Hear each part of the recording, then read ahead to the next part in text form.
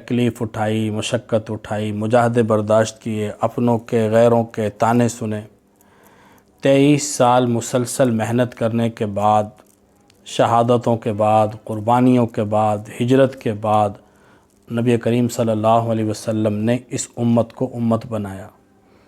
ساری زندگی آپ کی امت کو امت بنانے میں گزری۔ صحابہ رضی اللہ عنہم اجمعین کو یہی فکر دیا، اور دنیا سے جانے کے بعد میدان محشر میں جب امت جمع ہوگی تو اس وقت بھی آپ صلی اللہ علیہ وسلم کو امت ہی کی فکر ہوگی۔ سارے لوگ کہیں گے نفسی نفسی، اور نبی کریم صلی اللہ علیہ وسلم پکار رہے ہوں گے یا رب امتی یا رب امتی، کہ اے اللہ میری امت پر رحم فرما، اے رب میری امت پر رحم فرما۔ آپ صلی اللہ علیہ وسلم دنیا سے جا رہے تھے، آپ کو امت کی فکر تھی۔ آپ دنیا میں رہے تو آپ کو امت کی فکر تھی، لیکن آج چھوٹی چھوٹی بات پر امت کو توڑنے کی کوشش کی جاتی ہے، فروعی اختلاف کی بنیاد پر، فروعی اختلافات کی بنیاد پر امت کے ذہنوں میں زہر ڈالنے کی کوشش کی جاتی ہے۔ ہمارے منبر و محراب محبتوں کو پھیلانے میں اتنا استعمال نہیں ہوتے جتنا نفرتوں کو پھیلانے میں استعمال ہوتے ہیں، اور ہمارے لیے بھی افسوس کی بات ہے کہ ہم ان لوگوں کو بڑے شوق سے سنتے ہیں جو فتنہ پرور ہوتے ہیں، جو فساد پھیلانے کی کوشش کرتے ہیں، امت میں جوڑ پیدا کرنے کے بجائے امت میں توڑ پیدا کرنے کی کوشش کرتے ہیں۔ جتنے اختلافات آج امت میں ہیں جن مسائل کی بنیاد پر، ان میں کون سا مسئلہ ایسا ہے کہ جو صحابہ رضی اللہ عنہم اجمعین کے زمانے میں نہیں تھا؟ وہ رفع الیدین کا مسئلہ ہو، آمین بالجہر کا مسئلہ ہو، یا وہ قرأت خلف الامام کا مسئلہ ہو، فاتحہ خلف الامام کا مسئلہ ہو، جتنے مسائل ہیں ان سب میں اختلاف کوئی آج کی بات نہیں ہے، یہ حضور کے زمانے سے لے کر، صحابہ کے دور سے لے کر آج تک اختلاف چلے آ رہے ہیں۔ صحابہ میں بھی ایسے تھے کہ جو 1 وتر پڑھتے تھے، اور ایسے بھی تھے کہ جو 3 وتر پڑھتے تھے، ایسے بھی تھے کہ جو رفع الیدین کرتے تھے، ایسے بھی تھے کہ جو رفع الیدین نہیں کرتے تھے۔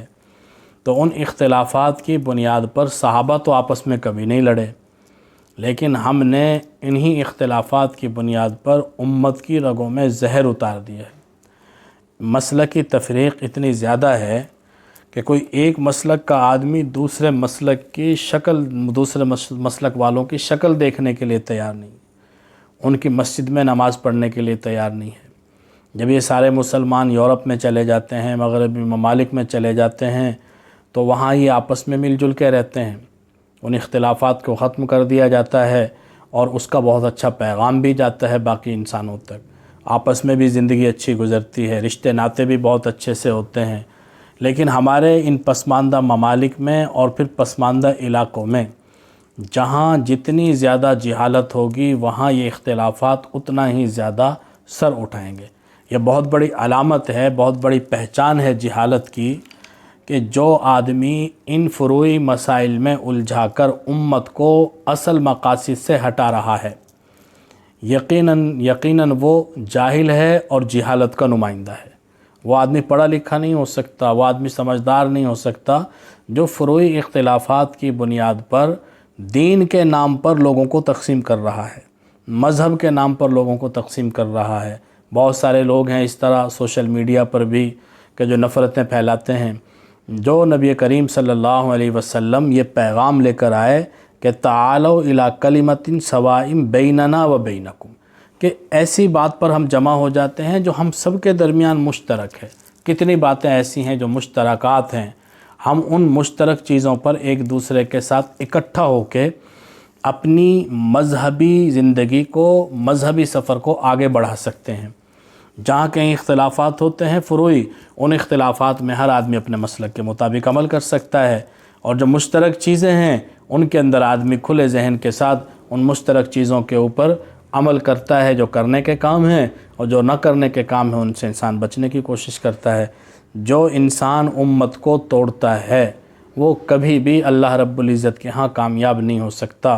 جماعت کے اندر، جماعت کے اوپر اللہ تعالیٰ کا ہاتھ ہے، ید اللہ علی الجماعہ، جماعت کے اوپر اللہ تعالیٰ کا ہاتھ ہے۔ اور اللہ کے نبی نے فرمایا کہ لن تجتمع امتی علی الضلالہ میری امت ضلالت پر گمراہی پر جمع نہیں ہو سکتی کہ امت کا اکثر طبقہ، امت کا جمہور جس چیز پر ہوگا بس وہ چیز برحق ہے۔ تو اس بنیاد پر فیصلہ کر لیا جائے کہ امت کا جمہور کیا کر رہا ہے اور بعض لوگ جو فتنہ پھیلانے کی کوشش کرتے ہیں وہ کیا کر رہے ہیں۔ یہ نہ دیکھیں کہ وہ کہہ کیا رہا ہے، یہ دیکھیں کہ وہ کس بنیاد پر بات کر رہا ہے، اس کا اثر کیا ہوگا۔ ہم تاریخ میں پڑھتے ہیں کہ ہلاکو بغداد کو برباد کرنے کے لیے فوجیں جمع کر رہا تھا اور وہاں کے علماء آپس میں بحث کر رہے تھے کہ اصحاب کہف کے کتے کا رنگ سفید تھا یا سیاہ تھا۔ تو آج صورتحال بالکل مختلف نہیں ہے۔ عالمی حالات دیکھیں، کفر اور اسلام کی جنگ دیکھیں، مسلمانوں کے حالات دیکھیں۔ ایک طرف ساری امت مسلمہ خون ہے، ساری امت مسلمہ مصائب میں، مشکلات میں گھری ہوئی ہے، اور دوسری طرف بعض لوگ ایسے ہیں کہ جو فروعی مسائل کو لے کر لوگوں کی توجہ حاصل کرتے ہیں اور انہوں نے اپنی روزی روٹی ان مسائل کو بنایا ہوا ہے۔ اللہ رب العزت ہمیں ایسے لوگوں سے بچنے کی توفیق نصیب فرمائے۔ وما علینا الا البلاغ۔